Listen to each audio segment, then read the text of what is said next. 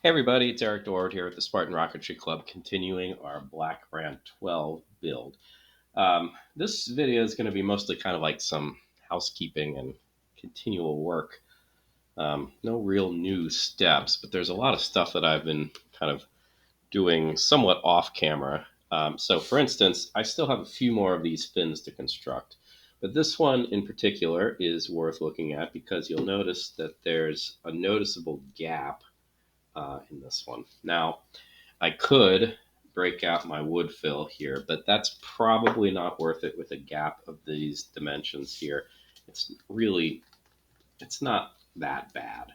So instead of using wood fill, I'm just going to put some glue in there to fill in the crack. That's way more glue than I need. But yeah, so I'm just going to paint the glue with my finger to make sure it's in the crack.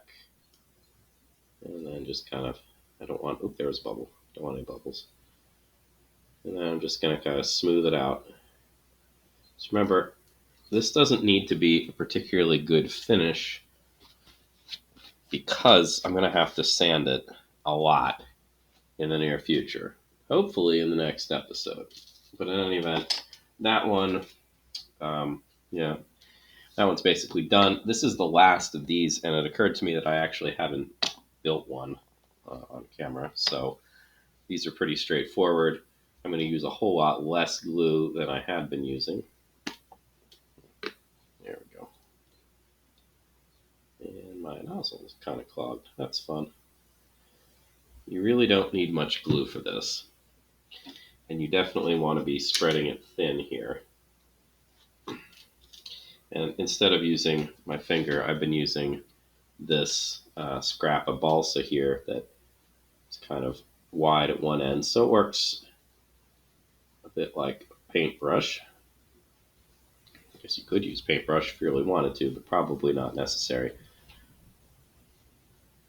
So just make sure you get the glue spread out thoroughly. In truth, you probably don't need to put glue all over the entire piece of balsa. You'd probably be okay just putting it along the edges. So that's where it needs to hold more than anything else. But the idea, at least in part, of laminating this is the lamination makes the whole thing stronger. So might as well put the glue everywhere. All right, so here we go. I'm going to line them up and hold them tight. Again, I didn't bother to sand these after I cut them out to try to get the burrs because actually, in spite of that one that I just showed you that had the seam running through it, these have actually had less seam, noticeable seam anyway, than the bigger ones, which could be for a variety of reasons, but considering that I sanded them and it didn't really seem to make things better, in fact, it seemed to make things a little bit worse, I feel pretty confident in my decision to not bother sanding the burrs off of this side. Now, I do eventually need to sand the burrs off, say, the top, but I'm not going to do that right now. Notice, too, by the way, this is bowed really badly right now. The moisture in the glue is causing the wood to warp, which is why we definitely need to do these both at the same time and quickly. So putting another layer of glue on the other side of the balsa should counteract or at least encourage the wood to bend back in the other direction. There are kits out there. I haven't built one recently. It's not as prevalent a thing anymore, but there are definitely kits out there where you purposefully warp the wood. And there are a variety of ways to do that, but I mean, the most basic one is to get the wood wet and then try to like mold it in the shape that you want. Now, we of course don't want the wood warped. We want this nice and straight, which is part of the reason that we're going to put weight on it. And I suspect by the way, that the crack that developed in that one, I'm pretty sure that developed in the side that I did first. So that could be because I put it in place and then I flipped it over and then I kind of jostled it, or it could be because um, the the wood warped in the wrong direction after I applied things. So not really 100% on that. There's a little bit of a crack developing on this side too. So unclear, but it's fairly easy to fix, and the little bit of glue there should be more than enough to fill in that crack. All right, I'm going to get rid of that. I'm going to put my weight on it. That's the last one of those, fortunately, so the next video I can start processing them. All right, what else? Well, I removed all the caps from these things, and this one ended up getting split apart. So I had to remove 3 things from this, one piece here and one piece here, and they were about as awful as that first one that I cut out. In fact, this last one, I went and got my Dremel tool and cut it off because I was really tired of doing this at this point. Now, the cut that the Dremel tool makes is wider, so I certainly am not going to use it for the next step. And it's harder to control because the blade kind of like, well, it's spinning, so it wants to drive itself, and it may not be going in the direction you want. But again, this is going to be hidden inside of a tube, like so. So the fact that this cut, I mean, it's not bad, but the fact that it's not as good as the ones I did by hand is really quite irrelevant. All right, so the next bit of business, and I've already done one of these, is the fins, not these fins go into this part of the plastic. But in order to do that, of course, you need to cut this part out. Yeah, and that seems like a pretty unpleasant prospect, to be honest with you. And the first one I did actually wasn't anywhere near as bad as cutting out the other bits of plastic. So let's do one of those. Now, the first thing I'm going to do here, oh, this one's on a seam, so this one's going to be exciting, is I'm going to score down here at the bottom. I'm going to put I'm going to try to cut it across like 5 times or so just to have a good notch there, and I'm going to do the same at the top. And the reason that I'm doing this tiny bit first is because it should end. Ooh, I'm stuck in the seam. Hold on. There we go. Yeah, this one might be tricky because of the seam. Anyway, next I'm gonna cut like this, and the notches that I put in there hopefully will act as kind of like a starting point and more importantly an ending point.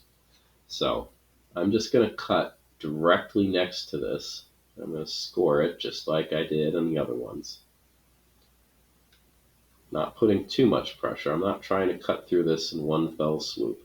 The plastic here actually, and there I go, I've already cut through it. The plastic here feels a lot easier, more easier to cut through, and I'm not entirely sure why that is. It might be that those earlier cuts I made where the plastic was thicker, but I mean, I don't think so. It's also possible that because this is deformed here, in the other direction, it's popped out instead of popped in. There's less material. I'm not entirely sure. But the important thing here is that this wasn't anywhere near as bad as cutting through the big pieces. Be careful. The instructions are very clear. We don't want to cut this off sideways like this. We definitely want to be cutting at a 90-degree angle right next to the little bump. And again, fortunately, and this is, to some degree, this is a more difficult cut because while I am following something that's in the plastic, this bump, it's not a groove this time.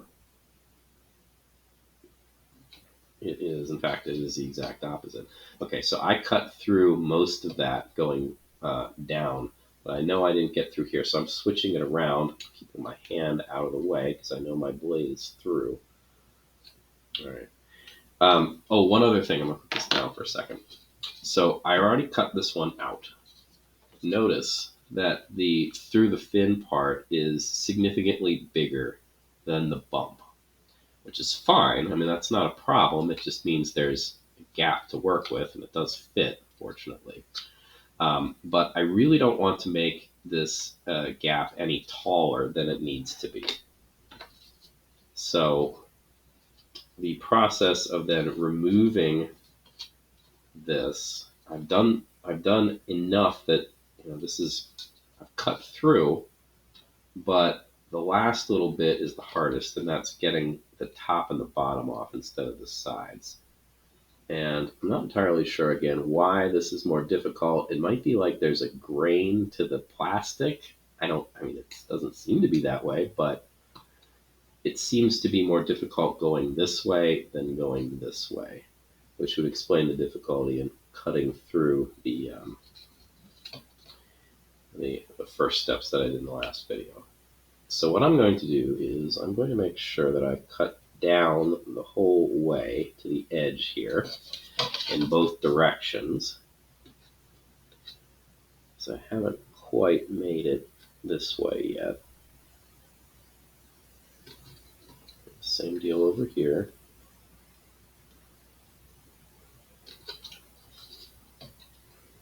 And this direction too.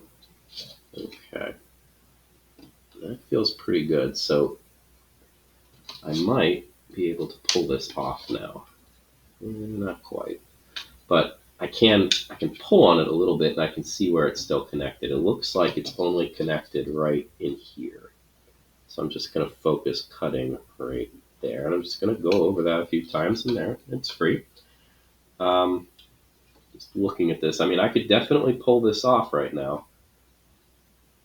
And there it goes. Not too bad. Okay, so that's cut clear, but the first one I did, and this one as well, it's narrow, it's too narrow. So I need to expand it. The instructions recommend that I should get myself a very narrow file, like even a nail file. But first of all, I'm not sure that I have one that's that narrow. In fact, I'm pretty sure I don't. I have a little bit of a scar there, so I'm going to sand that off. All right, so instead, what I'm going to do is I'm going to just ever so slightly widen this. So I'm going to use my knife blade here. I'm just going to pass it very gently against the edge of my cut, and there I've shaved a little tiny bit off. I doubt that's enough, but yeah, still not quite enough. So I'm going to shave a little bit off the other side now. Again, you don't want to remove much here. Any excess that you remove, you're going to have to fill back in later. And this is probably more than I needed.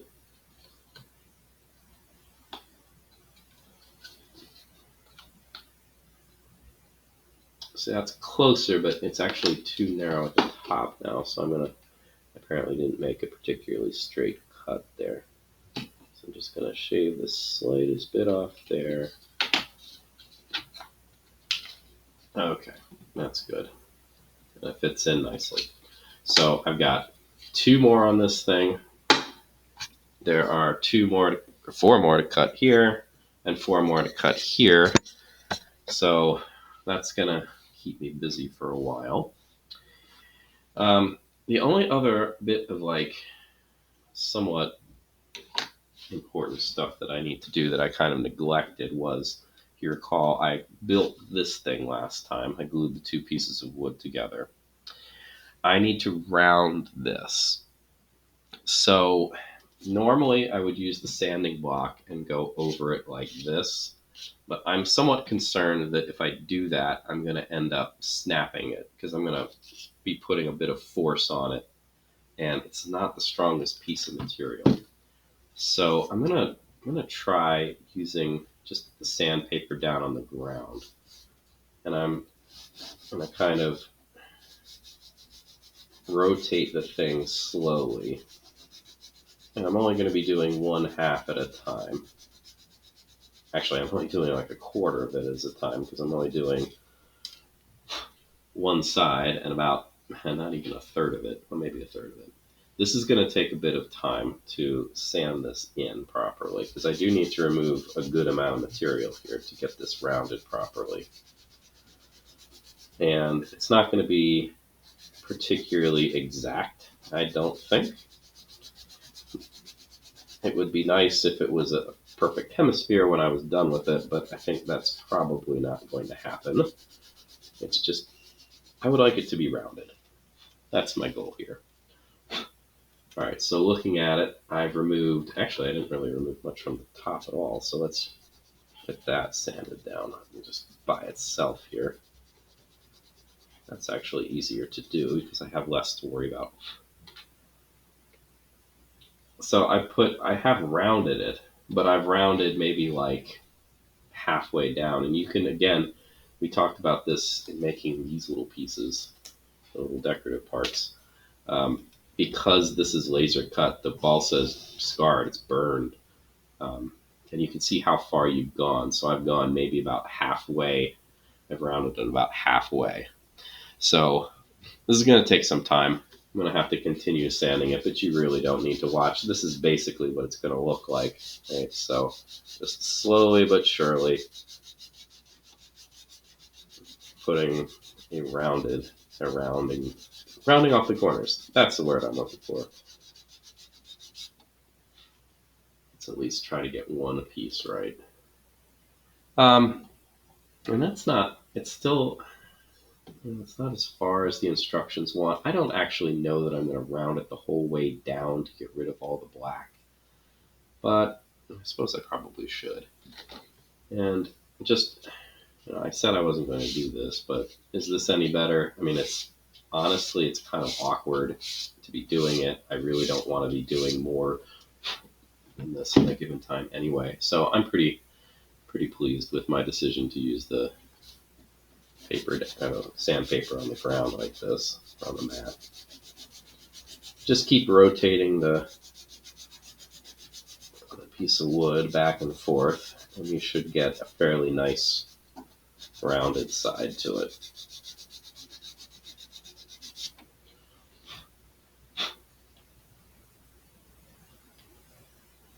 And yeah, again, the top part, for whatever reason, it's probably because I'm not putting as much pressure on the end of it because that's not where my hand is.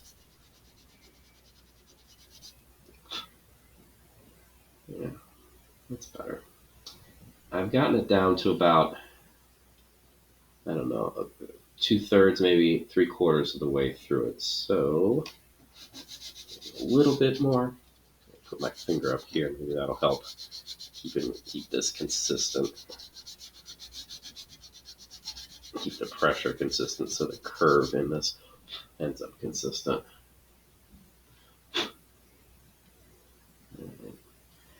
It's quite good right about here. It's still a little suspect here at the end for whatever reason.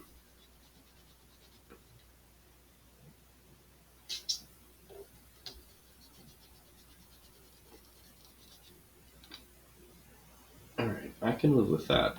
So about this much of the rod is now properly rounded. Yeah, so I'm just going to have to just move down and focus on different spots slowly but surely to get my way through this. And I'm certainly not going to do all of this on camera. That would be painfully uninteresting. It's somewhat uninteresting as it is, but yeah, this will be another slow but sure process. One other thing, just because we need to make a standoff for the launch lug. So one of the launch lugs is going to go like right next to a fin here. The other one is going to have to go. No, on that bit. It's going to have to go like right in here somewhere. So those are obviously not going to match up. So we need a little standoff. This is really, really easy to do. All we need is to put a little glue on one of these two bits. This is actually probably not enough glue. Yeah, it's close. Again, this isn't structural. It's not even decorative. So all we need to do is glue these two things together so the launch lug has enough, well, it'll be raised above that next bit of body tube so that the two bits of the launch lug will meet. Once this is dry, I'm going to sand it because there are some burrs in it. Yeah, that's fine. There are actually 4 of these little pieces of wood. Why that is, I don't know. I think the deal is that the laser cut sheet was in like one of these pieces. I think it was in that sheet of balsa, and I think they just cut that one twice and figured, who cares? No reason to make a second computer program for the laser cutter when you could just cut 4 of them and be good. All right, so that doesn't need to be weighted. It's not really quite terribly important. It just needs to be fairly well lined up, which it is, so it can sit there and dry. All right, so between now and the next video, I'm going to cut the remaining tabs out of this and this and this. I have the last fin needs to be made. I actually haven't made the rest of these yet either, so there's a bit of work to do before then. So I will see you in the next video. Thanks for watching.